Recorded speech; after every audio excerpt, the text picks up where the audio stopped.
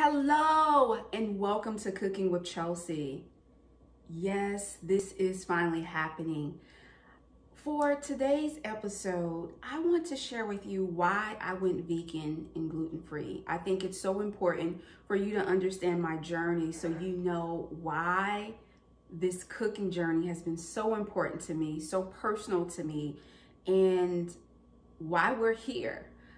Throughout Cooking with Chelsea, there will be episodes where I am sharing with you dishes, nutritional facts, and just some of the best practices that I've learned along my journey. I continue to learn, and so I'm looking forward to learning from you all. But let me tell you why I went vegan and gluten-free. My journey actually starts about 15 years ago. I remember being in middle school and I would have these excruciating headaches and stomach pains, and I would end up at the doctors and specialists, and it came, maybe she's under a lot of stress. Fast forward to college, and that was one of the biggest moments of my health journey that I vividly remember.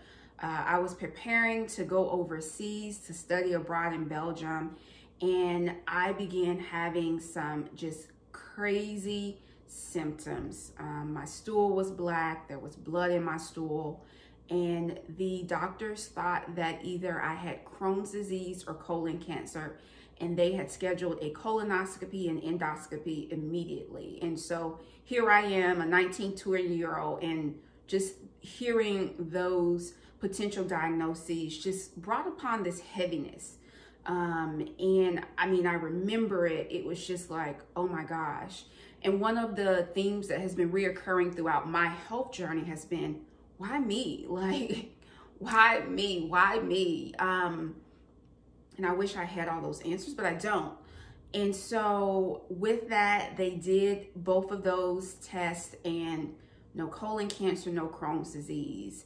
They provided me with some medication, so I was able to go abroad and for the most part enjoy my trip there in Belgium and traveling to nine other countries while I was there. Yet that was not the end. There was clearly something wrong, and we just hadn't figured it out.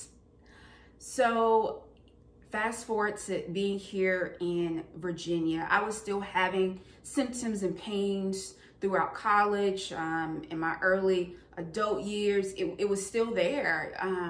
But when I moved here, it became even more painful and just excruciating. So much so, the nausea was just unbearable. It started out where the nausea would be at night, and it was coupled with my insomnia. So we thought that they were linked together.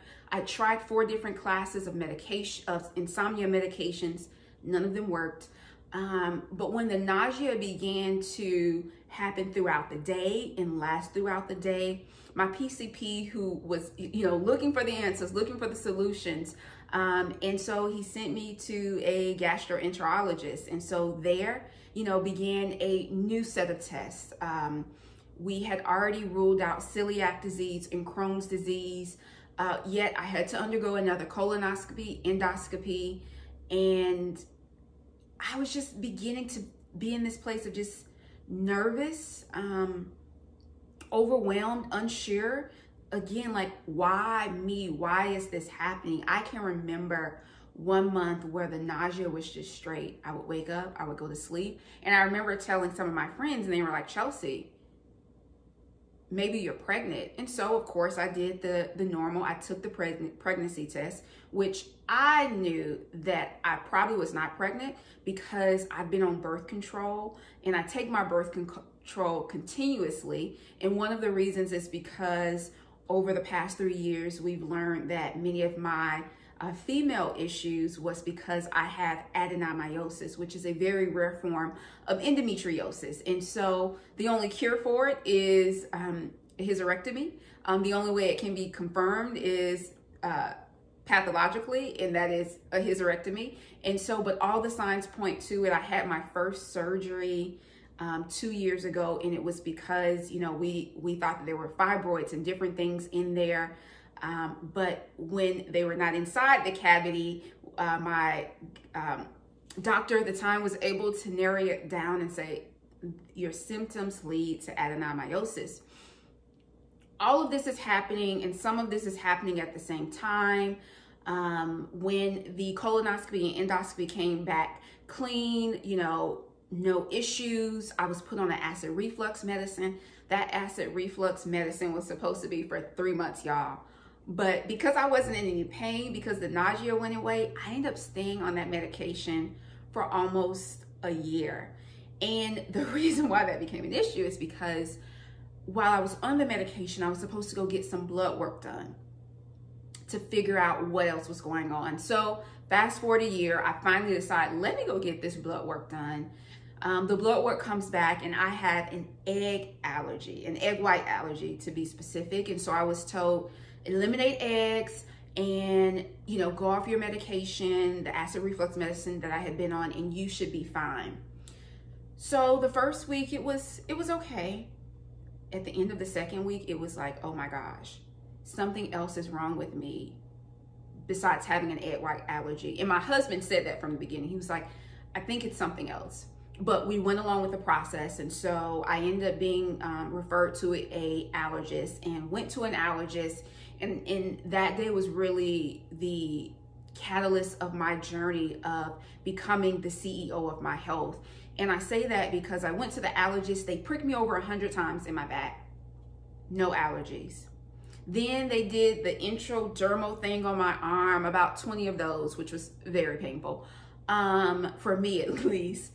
No allergies. I remember the allergist coming into the testing room, sitting down next to me and saying, Chelsi, I know this is frustrating and I wish I had more answers for you. And so we went back to, you know, her office, and it was, I'm not sure what's wrong with you, but it may be IBS, irritable bowel syndrome. And so I think that you should try the low FODMAP diet. I had never heard of such a diet. I remember when she brought me that sheet and I thought that it was absolutely like impossible. I was like, hold up. I've already been trying this whole vegan thing because of the egg allergy. And you know, this was like week 3 or so. But not being able to eat, it was a long list of fruits, vegetables. It was a lot. And the basis of it is that my gut has a hard time breaking down different types of sugars.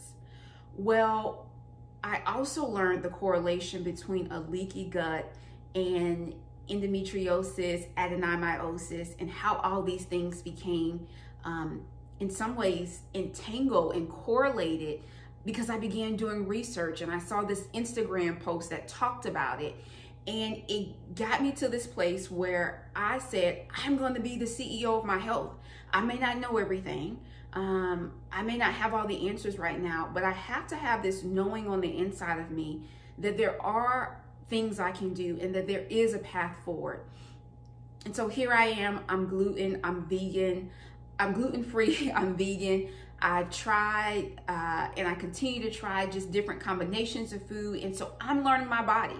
And I encourage you, as you join me for these cooking videos, for these nutritional tips, we'll have special guests at times, that you remember that this journey is about you. This is about your body and what your body needs. Some of you may be vegan, but you're not gluten-free. Some of you may be gluten-free, but you're not vegan. Some of you just may want healthier options, and you're gonna try a few of the dishes that I share with you all. And that is okay. I'm not here to share that everyone should go vegan, but I am here to share that I do think that as Americans, we should consume more vegetables, that we should be drinking more water, and that we should really look and aim to live healthy lives.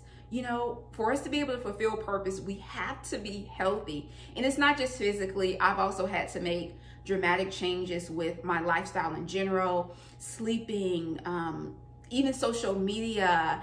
I'm now in therapy and have been for several months because my mental and emotional well-being was also a part of my body healing. And I share with you very transparently, I am not where I want to be. You know, overall, my days, I feel better probably about 90% of the time, but there are still struggles. There are still days where, you know what, I didn't really watch the combination of the sugars. And even though I ate a whole bunch of vegetables and I had some onion and garlic, my stomach's not happy with me. My body's not happy with me. And so I'm learning more and more about my body. I'm saying that as the CEO of my health, that I'm going to pivot, I'm going to learn, but I'm going to stay in this mindset of knowing that I have options and that I'm in control. And so I encourage you to begin to think about where your mindset is. I also encourage you, as you join me along this journey, to share what you know, share your experiences, share how you want to grow. I want this to be a community where we truly say, I'm the CEO of my health and I am fulfilling purpose. So if you haven't already, be sure you're subscribed to my YouTube channel, turn on the notifications so that you see when new recipes are dropped. You'll be able to see the videos on YouTube as well as the exact recipes on my website.